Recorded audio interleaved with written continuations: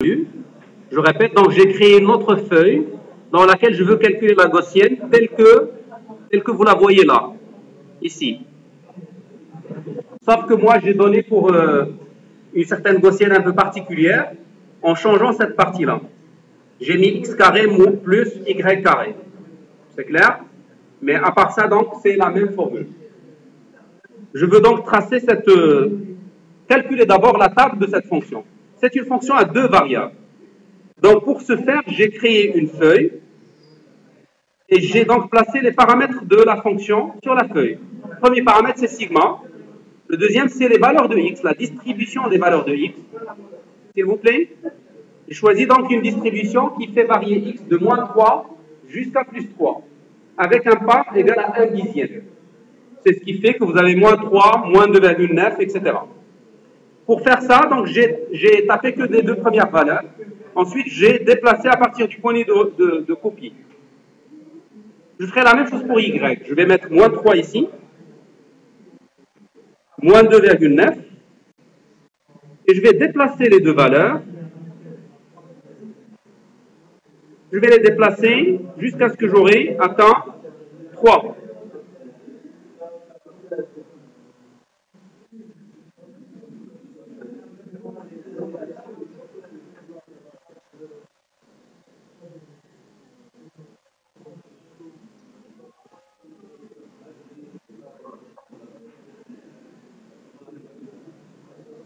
Voilà. Alors, j'ai un autre travail à faire. Je veux bien sélectionner toutes ces colonnes jusqu'à 3. Oui. Et je vais réduire leur largeur. Je vais réduire un petit peu la largeur. J'espère qu'il ne bloque pas ou qu'il ne se bloque pas. À chaque fois que je fais ça, il tombe... il se bloque.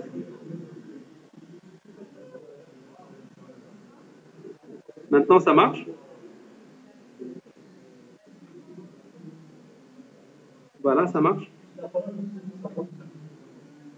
Ça marche comme ça. Vous savez pourquoi je veux voir la totalité, la plus grande zone.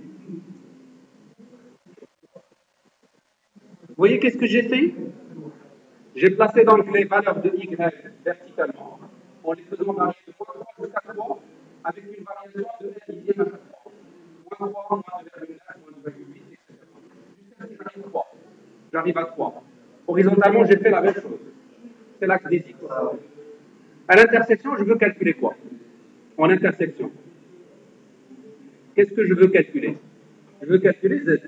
Il est donné par son expression. Alors, mais avant de faire, je vais nommer les différentes plages. Comme ça, je travaille avec des plages nommées. Cette zone-là, je vais la nommer par sigma. Donc, je vais aller vers zone, ou plutôt vers gestionnaire des noms, et je vais ajouter un nouveau nom. Il va me proposer justement sigma. Il me propose ce que j'ai à gauche de la cellule. Je le prends. Alors, je ferme. Je veux nommer maintenant toutes ces valeurs-là par quoi? Par y. Je pourrais donc ajouter nouveau et je noterai par y. Alors, je ferme. Je fais la même chose pour x. Toute la plage. Et je le nomme par x. Voilà, qui est fait. J'ai donc ajouté 3 zones nommées. La zone sigma, je pourrais toujours la sélectionner. C'est pour aller vers la constante sigma. On va voir l'effet de ce sigma sur la courbe. Ensuite, la plage y. Regardez, il sélectionne toute la zone. Quand je lui donne y, il sélectionne toute la zone. C'est une plage nommée. Et puis la plage x. Si je sélectionne x, il sélectionne toute la plage. Alors, si je viens quelque part, n'importe où, à l'intersection, n'importe où, et je mets égal y, qu'est-ce qu'il va me donner alors? Il va me donner la valeur qui est en face. Regardez, si j'irai vers l'horizontale, je toucherai alors moins 1,8. Si je mets égal à x, il va me donner la valeur qui est au-dessus. Donc vous voyez, de ce fait, je pourrais alors calculer z en travaillant avec les plages nommées x et y. Je vais le faire de cette manière, égal, je rentre ma formule maintenant. Alors ça, je le laisse à la fin. Est-ce que c'est un dénominateur? Je vais commencer par l'exponentielle. Donc je vais mettre égal exponentielle. Excel, il connaît bien la fonction. Il s'appelle EXP. EXP. Ça calcule l'exponentielle. Regardez sa syntaxe. Il a besoin d'un nombre. Vous lui donnez un nombre, il vous donnerait son exponentielle. Le nombre, c'est quoi? C'est ce qui est là. C'est tout ça. Donc, je le donne par moins. Je vais mettre moins que je divise par. Donc, je vais mettre moins. Je dois ouvrir les parenthèses parce que c'est moins appliqué à une somme. Le moins, il porte sur toute la somme, sur x carré plus y carré. Je vais donc mettre les parenthèses ici. Regardez, en fait, je vais agrandir pour que vous voyez mieux. Ah non.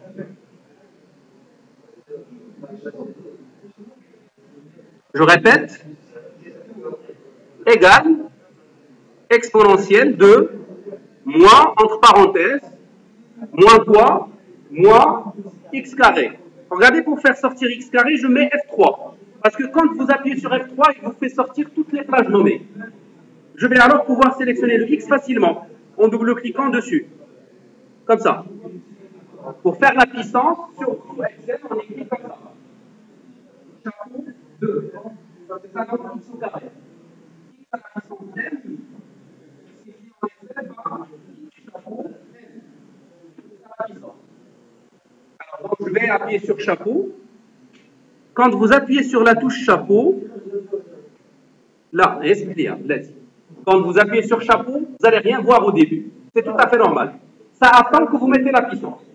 Il ne faut pas appuyer deux fois. Vous appuyez une seule fois et tu mets la puissance. Quand tu mettras la puissance, ils vont apparaître tous les deux. Donc je mets chapeau d'abord. Bon, rien ne s'affiche, c'est normal. C'est comme lorsque vous mettez le verbe être.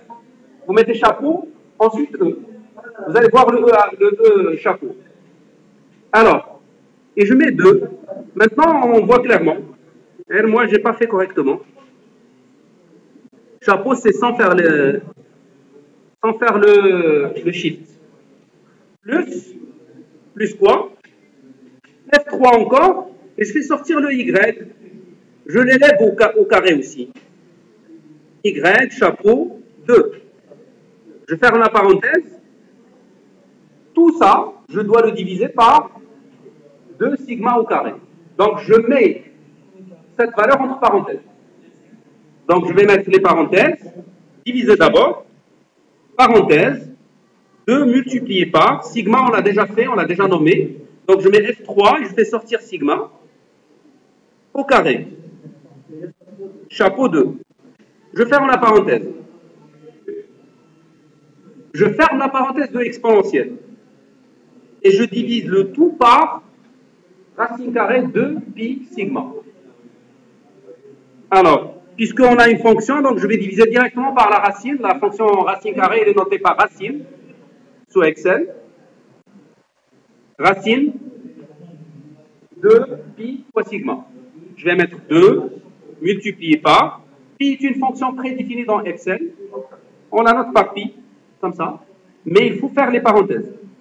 Même si on n'a pas d'argument, il faut les faire. Multiplié par F3 sigma. Je ferme et je valide. Voilà, j'ai trouvé le résultat. Comment? Je refais la formule. Voici la formule. Racine. Il faut écrire racine. Oui. Il faut écrire racine. Entre parenthèses, vous donnez ce que vous voulez, à quoi vous voulez calculer la racine.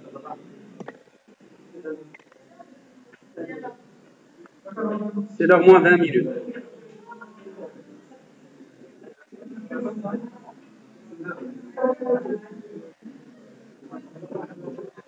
Alors, je termine cet exercice et on arrête. Je le termine et on arrête. Donc, si vous faites vite, on va le terminer dans 5 minutes. Et on arrêtera dans 5 minutes. Alors, regardez, je valide. Je vais copier la formule. Je la copie horizontalement jusqu'à la dernière valeur. Et je vais aussi copier verticalement. Je vais réduire comme ça pour voir un peu, pour avoir un petit peu une vue de cette fonction. Est-ce que vous voyez à l'intérieur?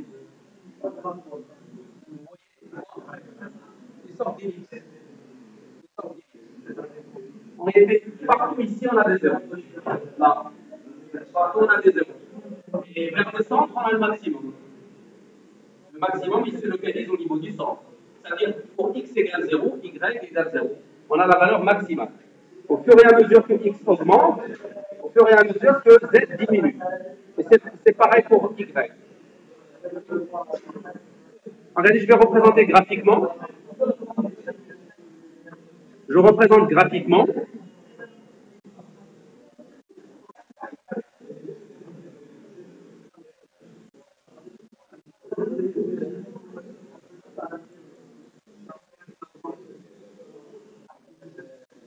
Bon, je vais finir dans un petit moment. Je ne vais pas aller à votre rythme, donc parce que j'ai besoin de finir.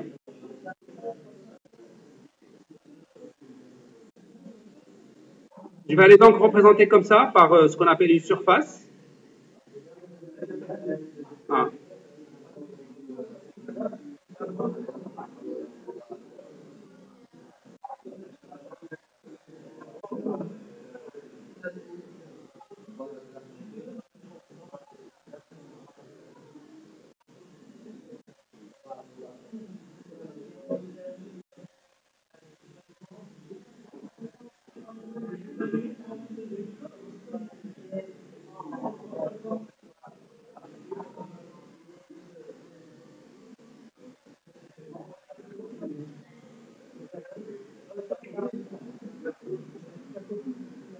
Voilà.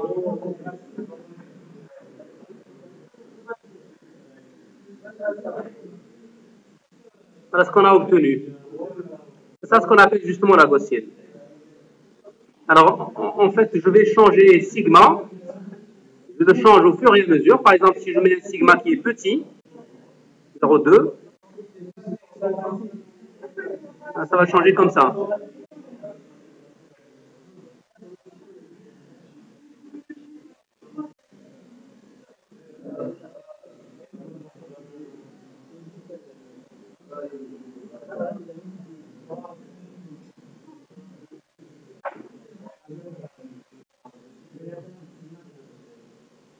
Bon, j'ai changé sigma de cette manière. J'ai mis un sigma qui est trop petit.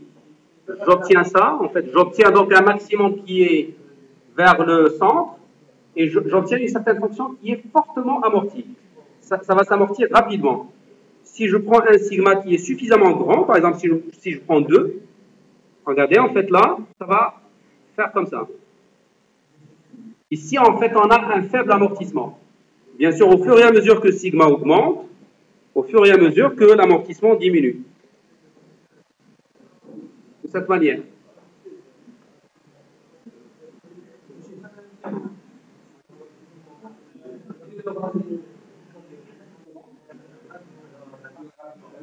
J'ai fait une exception.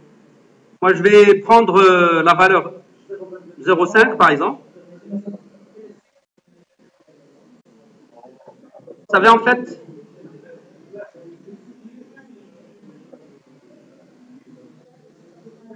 vous voyez en fait l'effet que vous voyez sur les chiffres, s'il vous plaît. L'effet que vous voyez sur les chiffres, c'est l'effet qu'on obtient quand on va tronquer cette roue, quand on va la tronquer par un plan parallèle à XY. Si vous prenez un plan parallèle à XY, c'est ça le plan XY. Si vous prenez un plan et vous coupez à partir de là, par exemple, vous obtenez une certaine ellipse. Ce n'est pas un cercle, c'est une ellipse. D'accord? Donc, c'est ce que vous voyez globalement ici. Ça, c'est une fonction qu'on fait au niveau de la correction. On l'a fait au niveau de la correction. Par exemple, pour corriger un étudiant, on essaie d'aller calculer un nouveau étudiant qui est une moyenne de ses voisins. C'est un peu l'effet de l'influence. L'effet de l'influence. Alors, je répète, un étudiant qui ne respecte pas la classe, qui est bruyant. C'est un étudiant qui risque de rendre le voisinage bruyant aussi. Et l'inverse est aussi vrai. Un étudiant qui est à l'extérieur d'un groupe qui est très calme. Même s'il est bruyant, il est amené, en fait, il est corrigé. Son comportement qui est un peu mauvais, il est corrigé par ses voisins. C'est un peu ce qu'on appelle l'influence du voisinage. L'influence du voisinage. Cette mot est traduit l'influence du voisinage.